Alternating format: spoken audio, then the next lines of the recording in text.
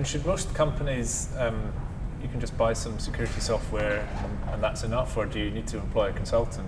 I mean, maybe Neil, although you're a vested interest here. But, yeah, I'd say definitely don't just buy some security software. It's about the value you wrap around the software. So as we've been talking, it's about identifying the risk and then mitigating, which we'll get onto. But there is no just sort of one silver bullet. There's no one tool you can buy and then turn around and say, I'm now secure. What you have to do is identify within your company what the crown jewels are, who's going to be after those crown jewels, and then you start to build backwards from there your sort of security controls.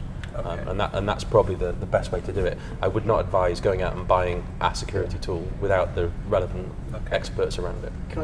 Sorry, I was just going to make one additional point, which we may get onto anyway, but we're talking about threats coming from outside, but there are often threats inside. Mm-hmm. So employees tend to be, disgruntled employees can be a real threat.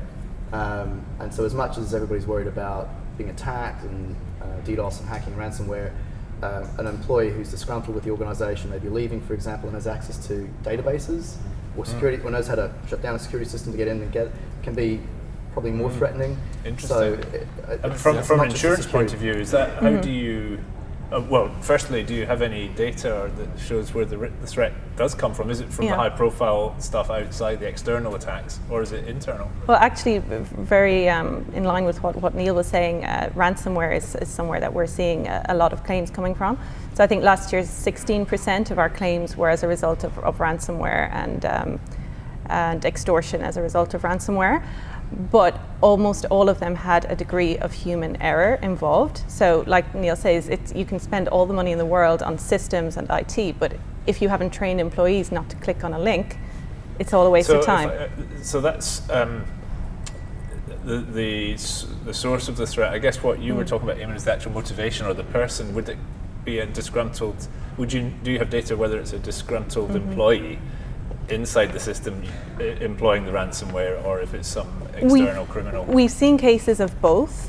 So we have seen a lot of the time it's just human negligence from an insider perspective, but there have been cases as well of disgruntled employees. We had one particular case where there was an extortion demand, and it was a very low amount, and it actually seemed to be exactly the amount somebody in IT was complaining about not getting paid in their bonus. So that one was pretty easy to put together.